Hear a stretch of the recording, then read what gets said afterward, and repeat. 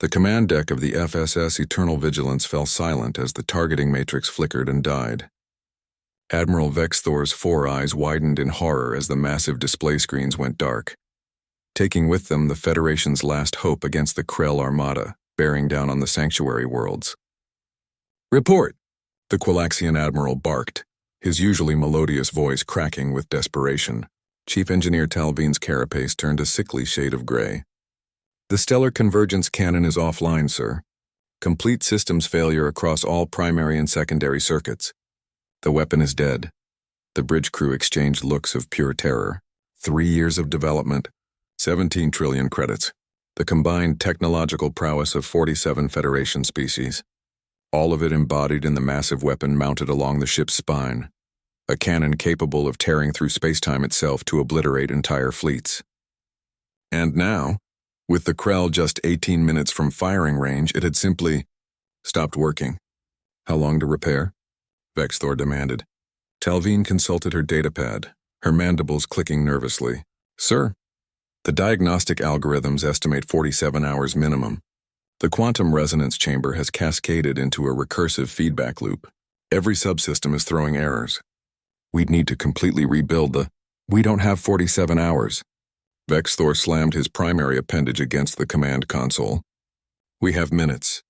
It was then that Lieutenant Commander Sarah Chen stepped forward from her station. The human engineering consultant had been standing quietly near the auxiliary systems panel, her dark eyes scanning the incoming data streams with that peculiar intensity her species was known for. "Sir, permission to take a look at the weapon?" she asked calmly. Talvine's carapace flushed with indignation. "With all due respect, Commander, this is the most sophisticated piece of technology ever created by the Federation. If our best engineers cannot—" "Let her try," Vexthor interrupted. He had worked with humans before during the frontier skirmishes. He'd seen what they could do when conventional thinking failed. "What do we have to lose?" Sarah was already moving toward the exit. "I'll need access to the maintenance shaft and a standard toolkit. Nothing fancy." As she sprinted through the corridors toward the weapon bay, Sarah's mind raced through everything she knew about the stellar convergence cannon. The Federation's approach to technology was elegant, sophisticated, and thoroughly over-engineered. Every species contributed their specialization: Quilaxian quantum mathematics, Drothene energy manipulation, Zephyrite computational architecture. The result was a masterpiece of collaborative engineering. It was also, Sarah suspected, held together by the technological equivalent of duct tape and prayers. She reached the maintenance shaft and climbed inside, her helmet's display showing the weapon's schematic.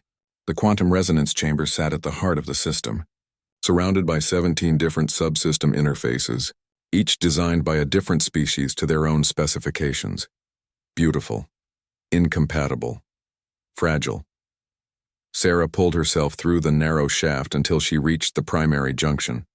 The control panel was a nightmare of conflicting design philosophies: organic curves mixing with geometric precision, holographic displays overlapping solid-state indicators. She pulled out her scanner and ran a quick diagnostic. "Oh, you've got to be kidding me," she muttered. The problem wasn't in the quantum resonance chamber. It wasn't in any of the sophisticated subsystems that the Federation had spent years perfecting. It was in a single relay node, a simple power coupling that connected the Zephyrite targeting computer to the Drothene energy core. The coupling had been designed by committee. The Zephrites insisted on their crystalline interface standard. The Drothenes demanded compatibility with their plasma conduits. The compromise was a complex adapter that technically met both specifications while satisfying neither. And under combat stress, with the weapon charging to full power, the adapter had simply given up.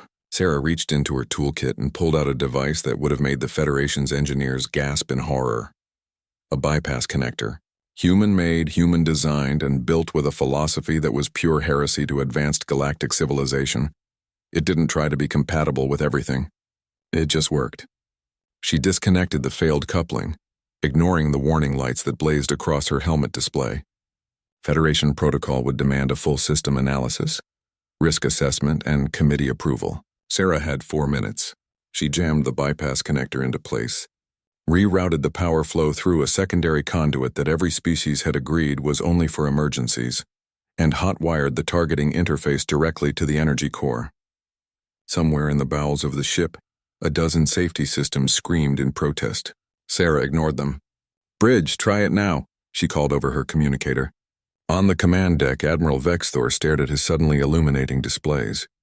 The stellar convergence cannon hummed to life, energy readings climbing toward operational capacity. "How did you—" he began.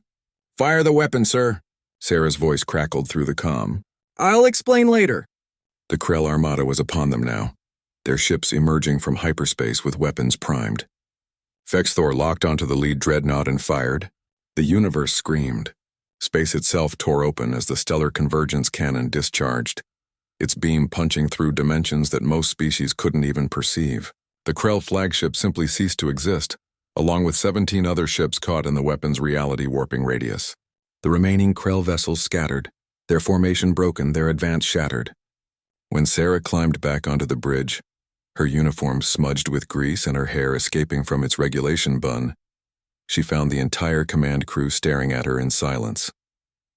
"Commander Chen," Admiral Vexthor said slowly, "you just bypassed 47 different safety protocols, violated 6 Federation engineering standards, and essentially jury-rigged the most powerful weapon ever created with what appears to be—" He consulted his data pad, a spare parts connector rated for auxiliary systems.